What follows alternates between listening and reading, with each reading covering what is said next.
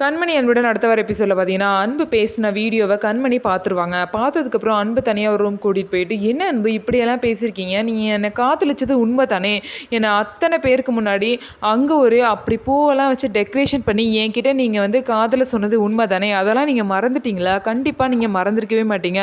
அப்படி இருக்கும்போது எந்த தைரியத்தில் இப்படி ஒரு வீடியோவை ரெடி பண்ணி கண்மணி கிட்ட காட்டுறதுக்கு ரெடி ஆனீங்க அப்படின்னு சொல்லிட்டு கேள்வி மேலே கேள்வியாக அன்பு கிட்ட வந்து பார்த்தீங்க அப்படின்னா வெண்ணிலா வந்து கேட்பாங்க. இதெல்லாம் பார்த்தீங்க அப்படின்னா கண்மணி வந்து கேட்டுருவாங்க. கண்மணி யதார்த்தமாக ரூமுக்கு வரும்போது இவங்க 2 பேரும் பேசுகிறத வந்து கேட்டுருவாங்க. கேட்டு ரொம்பவே ஷாக் ஆயிடுவாங்க. அதுக்கப்புறம் பார்த்தீங்க அப்படின்னா வெண்ணிலா வந்து என்ன சொல்லுவாங்க அப்படின்னா, அன்புக்கிட்ட உங்கள் மனசில் நான் இருக்கேன் தானே, எதுக்காக இந்த மாதிரிலாம் நடந்துக்கிறீங்கன்னு கேட்பாங்க. என் மனசில் நீ கொஞ்சம் கூட இல்லை அப்படின்னு சொல்லிட்டு அன்பு வந்து சொல்லுவார். ஸோ இதுக்கப்புறம் நடந்தது எல்லாத்தையும் பார்த்தீங்க அப்படின்னா கண்மணி வந்து கேட்டுருவாங்க. கண்மணி பார்த்தீங்க அப்படின்னா உள்ளே வந்துடுவாங்க. வந்ததுக்கப்புறம் வா கண்மணி போகலான்னு சொல்லிட்டு அன்பு வந்து கூப்பிடுவார்.